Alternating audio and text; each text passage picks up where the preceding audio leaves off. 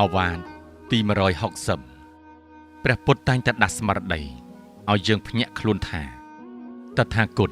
ដែលទទួលបានអ្វីៗជាទីគាប់ចិត្តប្រសើរជាងគេនោះមកពីជាតិមុនភពមុនមក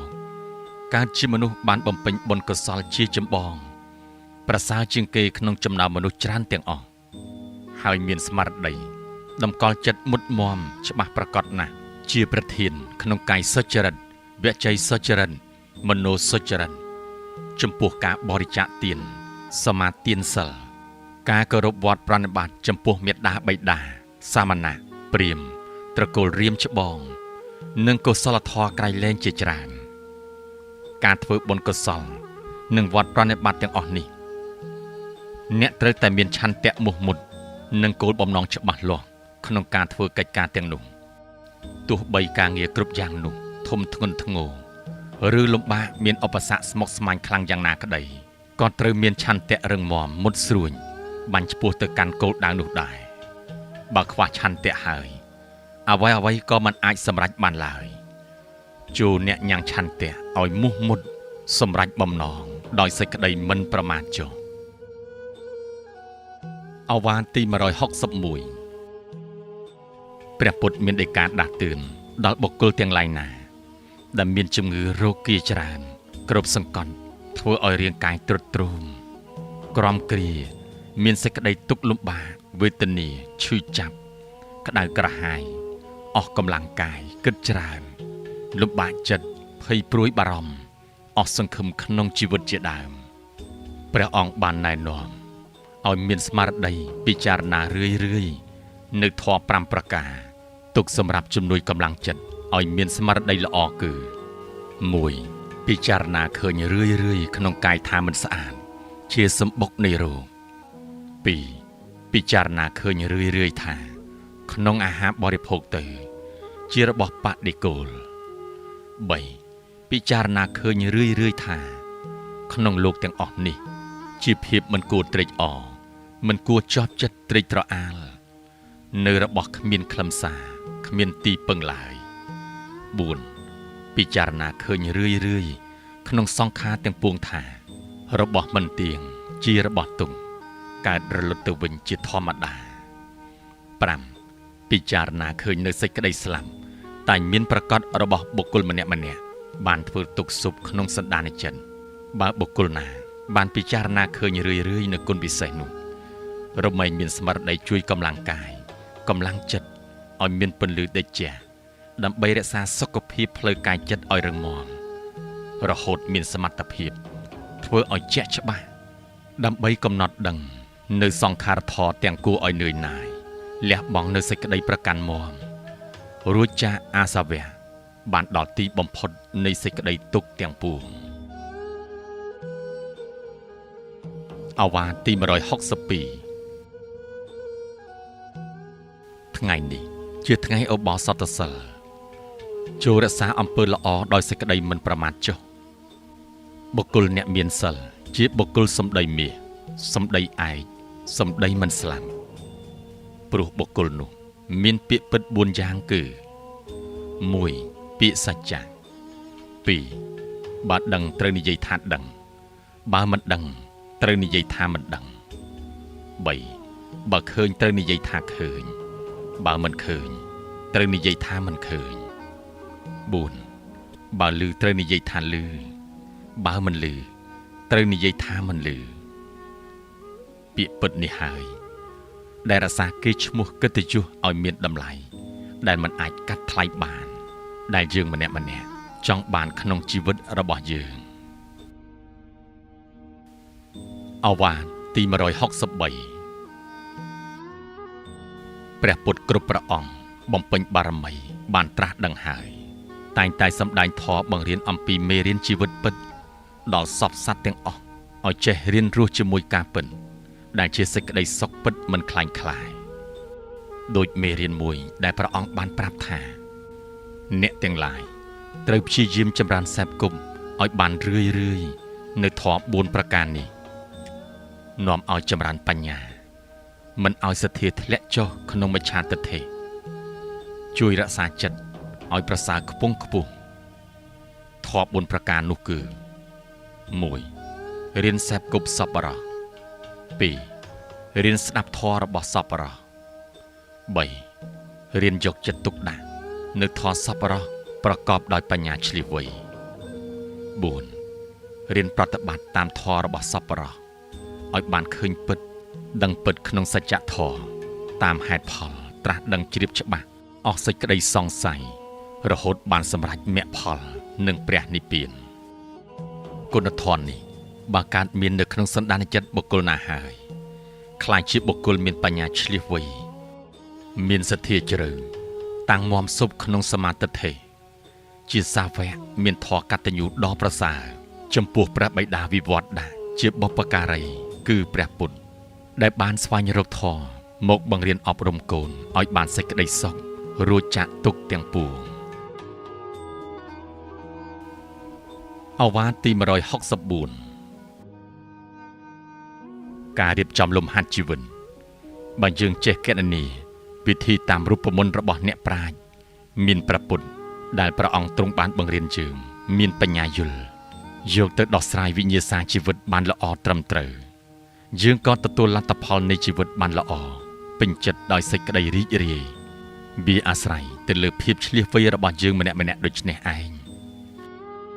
យើងធ្វើលំហាត់ជីវិតគណនាដោយអវិជ្ជា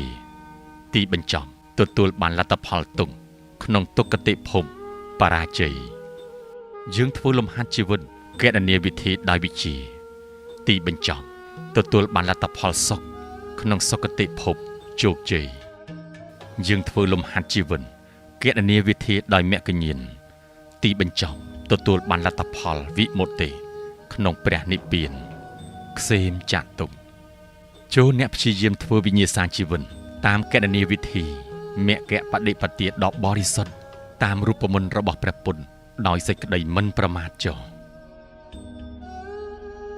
ឱវាទទី165ព្រះពុទ្ធបានទូលមានថានៅក្នុងលោកនេះក្តីនៅក្នុងលោកខាងមុខក្តីមិនមានធម៌ដទៃប្រសើរជាងព្រះអរិយសច្ចធម៌នេះឡើយព្រោះបុគ្គលបានឃើញច្បាស់ពលត្រូវពិតតាមបញ្ញាញាណបានតាំងមាំក្នុងអរិយសច្ចៈដោយខ្លួនឯងហើយរមែងមិនបៀតបៀនខ្លួនផងមិនបៀតបៀនអ្នកដទៃផងដូច្នេះសុខចិត្តធ្វើជាមនុស្សល្ងង់ស្មោះត្រង់ក្នុងសច្ចធម៌វាប្រសើរជាងធ្វើជាមនុស្សឆ្លាតពោពេញដោយល្បិចកលឧទាហរណ៍ដូចជាសត្វពស់មានពឹសខ្លះវាចឹកយើងហើយបែរជាវាធ្វើកងែកងក់ដូចជាយើងធ្វើបាបវាអញ្ចឹងប៉ុន្តែសូមជ្រាបថាសច្ចធម៌នេះមានសម្រាប់តែមនុស្សមានគុណធម៌ពិតទេឱវាទទី166បុគ្គលដែលគួរដល់ធុដងមាន10ពូ1សន្ធោហោទេជាអ្នកមានសទ្ធា 2. ហិរិមាជាអ្នកមានសេចក្តីខ្មាស់បាប 3. ធិតិមាជាអ្នកមានបញ្ញា 4. អកុហោជាអ្នកមិនមានការកុហកជាមនុស្សទៀងត្រង់ 5. អដ្ឋវាស័យជាអ្នករស់នៅប្រកបដោយប្រយោជន៍ 6. អលោលោជាអ្នកមិនលេះលោះ 7. សក្កាមោជាអ្នកស្រឡាញ់ការសិក្សា 8. តលហសមាទានោជាអ្នកមានការសមាទានដោយមាំមួន 9. អនុឈានពហុលោជាអ្នកមិនច្រើនដោយការពោលទោសគេឬចាំចាប់កំហុសគេ 10. មេត្តាវិហារីជាអ្នកមានវិហារធម៌គឺមេត្តាប្រកបដោយមុនបុគ្គលដែលគួរដល់ធុដងមាន10ពួកទាំងនេះឱវាទទី167បុគ្គលទាំងឡាយណាបានយល់ព្រះធម៌ហើយបានចម្រើនអប់រំចិត្តតាមសាសនាព្រហ្មចរិយធម៌ត្រឹមត្រូវល្អតាំងមាំសុបខ្ជាប់ខ្ជួនហើយជាអ្នកបានក្រេបផឹកនៅអមតៈធម៌ជាអ្នកមានចិត្តត្រជាក់ស្ងប់កាយស្ងប់ចិត្តមិនបៀតបៀនមិនប្រមាថមិនមើលងាយខ្លួនឯងផងនិងអ្នកដទៃផង ត្រូវមានបញ្ញាស្មារតីមិនសម្ដែងអាការៈប្រមាថមើលងាយបន្តោះបង្អាំអ្នកគ្រប់គ្រងដឹកនាំរបស់ខ្លួនថាល្ងងព្រោះអាស្រ័យរស់នៅរួមជាមួយគ្នានោះទេព្រោះតែអំណាចមានអ្នកនិងទិដ្ឋិយល់ខុសគ្នាមិនស្របគ្នាមានគំនិតផ្ទុយគ្នាណាមួយឡើយត្រូវមានខន្តីអត់ធន់ជាគ្រឿងអលង្ការរបស់អ្នកចេះដឹងមានចរិតមាយាទចេះគោរពកោតក្រែងដល់បុគ្គលគួរគោរពកោតក្រែងមានព្រះមហាថេរៈមានចាស់ព្រឹទ្ធាចារ្យជាដើមហើយតាំងមកក្នុងធម៌អ្នកប្រាជ្ញគឺកាយសុចរិតវាចីសុចរិតមនោសុចរិតឲ្យបានសមរម្យតាមសមគួរដល់ធម៌របស់ព្រះសាស្តាបានទូនមានមិនឲ្យតេះឌីលគ្នាបៀតបៀនគ្នាប្រមាថមើលងាយគ្នាប្រកាន់គ្នាទាំងចំពោះមុខនិងកំបាំងមុខទោះបីជាអ្នកនោះល្ងងក្តីចេះក្តីរៀនចេះដឹងតិចក្តីច្រើនក្តីមានក្តីក្រក្តីឆ្កួតក្តីជាក្តីអជ័យក្តីមីក្រូតក្តីជាដើមប៉ុន្តែអ្នកទាំងអស់នោះចង់ល្អចង់មានចង់ចេះចង់ជាហើយកំពុងរៀនកំពុងរកកំពុងព្យាបាលកំពុងអភិវឌ្ឍកាយវាចាចិត្តនិងសតិបញ្ញាឲ្យបាត់ល្ងងបាត់ក្របាត់ឆ្កួតបាត់វង្វេងខ្លាចជាមនុស្សល្អមានប្រយោជន៍ជួយសាសនានិងសង្គមជាតិឲ្យបានរីកចម្រើនដូចយើងប្រាថ្នាចង់បានចឹងអវាទទី168ព្រះពុទ្ធបានជួបស្ត្រីម្នាក់ដែលស្រវឹងវង្វេងជាមួយរូបសម្រស់របស់ខ្លួនរហូតធ្លាក់ខ្លួនក្នុងចំណងតណ្ហាព្រះអង្គបានទូលមានដាស់តឿននាងអំពរបាលីបានសម្រេចគុណធម៌ជាព្រះអរិយបុគ្គលដោយប្រកាសដូច្នេះមនាលនាងចិត្តស្ត្រីឆាប់វង្វេងវិលវល់ជាមួយកាមគុណណាស់ចិត្តស្ត្រីឆាប់លុះក្នុងអំណាចតណ្ហាណាស់ចិត្តស្ត្រីឆាប់ជឿលង់ក្នុងការលួងលោមរបស់បរិសណាស់ចិត្តស្ត្រីឆាប់ជាប់ក្នុងការច្រណែននិន្ទាឈ្នាននេះជាងបរិសចិត្តស្ត្រីវ័យក្មេងអួតអាងរូបសម្រស់សម្ដែងប្រឡែងលេងជាមួយរូបល្អឆើតឆាយហេតុនេះបានជាស្ត្រីពិបាកដើរតាមគន្លងព្រះធម៌ជំរះសម្អាតចិត្តឲ្យស្អាតបរិសុទ្ធណាស់ដូច្នេះជួននាងខំបោះជំហានរកផ្លូវថ្លៃធ្នូខំប្រឹងជំរះតណ្ហានិងបាបចិត្តរបស់នាងណាជួននាងកុំភ្លេចថាវ័យក្មេងនិងសម្រស់របស់នាងមិនថិតថេរទេភាពទ្រុឌទ្រោមចាស់ឈឺចាប់ទុកព្រួយនឹងមានដល់អ្នកមិនខានជីវិតរបស់នាងនៅទីបំផុតសេចក្តីស្លាប់នឹងមកទទួលអ្នកពិតប្រាកដមនុស្សដែលចោមរោមជាទីស្រឡាញ់របស់នាងទាំងអស់នោះនឹងដើរចេញចោលនាងអស់រលីងទីបំផុតនាងគ្មានអ្វីជាទីពឹងឡើយមានតែសេចក្តីទុក្ខឈឺចាប់តែម្នាក់ឯងនេះហើយជាច្បាប់ធម្មជាតិនៃជីវិតរបស់យើងមនាលនាងមានតែវត្ថុមួយគត់ដែលអាចការពារថែរក្សានិងនាំយើងទៅរកសេចក្តីសុខស្ងប់ស្ថិតស្ថេរជាអមតៈគឺពន្លឺត្រាស់ដឹងក្នុងសច្ចធម៌តែមួយគត់ជួននាងប្រញាប់រកពន្លឺត្រាស់ដឹងព្រះអរិយសច្ចៈពេលឥឡូវនេះចុះជួកុំប្រមាថឡើយអវាទទី169ការសិក្សាគោរពប្រតិបត្តិអប់រំចិត្តតាមព្រះធម៌វិន័យក្នុងព្រះពុទ្ធសាសនានេះពិតជាមានគុណតម្លៃអស្ចារ្យណាស់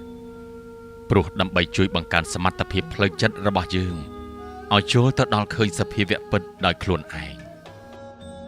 ញ៉ាំងចិត្តឲ្យដឹងច្បាស់យល់ព្រមទទួលការពិតនៅសច្ចធម៌ប្រកបដោយបញ្ញាញាណជ្រាបច្បាស់ក្នុងសមាទិដ្ឋិចាក់ធ្លុះអស់សង្ស័យព្រមដោយសុខចិត្តបំផុតបញ្ញាញាណនេះហើយដែលមានឧបការៈខ្លាំងជួយរក្សាដំណើរជីវិតប្រចាំថ្ងៃរបស់យើងទទួលបានតាំងនៅជាសុខពិតប្រាកដហើយជួយការពារយើងមិនឲ្យធ្វើបាបទុក្ខទោសកម្មពៀរច្រើនបន្តទៅមុខទៀតបញ្ញាញាណនេះជួយសង្គ្រោះចិត្តយើងឈប់លំអៀងទៅរកអំពើបាប នឹងមិនឲ្យធ្លាក់ខ្លួនខ្លាចជាអ្នកទោសក្នុងវត្តដាក់គឺមិនប្រព្រឹត្តបាបកម្មព្រោះតែសេចក្តីស្រឡាញ់ពេញចិត្តមិនប្រព្រឹត្តបាបកម្មព្រោះតែខឹងស្អប់មិនពេញចិត្តមិនប្រព្រឹត្តបាបកម្មព្រោះតែល្ងងខ្លៅវង្វេងមិនយល់ហេតុផលការពិតមិនប្រព្រឹត្តបាបកម្មព្រោះតែភ័យខ្លាចការទុករឿងអ្វីមួយនោះបញ្ញានេះព្រះអង្គទ្រង់សរសើរណាស់ព្រោះជាគុណជាតិមួយសម្រាប់ទ្រទ្រង់ជើងម្នាក់ឲ្យរួចផុតពីសេចក្តីវិនិច្ឆ័យអន្តរាយផ្សេងហើយទទួលបានសុខស្ងប់រីករាយក្នុងលោកទាំងពីរគឺលោកនេះផងនិងលោកខាងមុខផងគ្រប់កាលជានិច្ច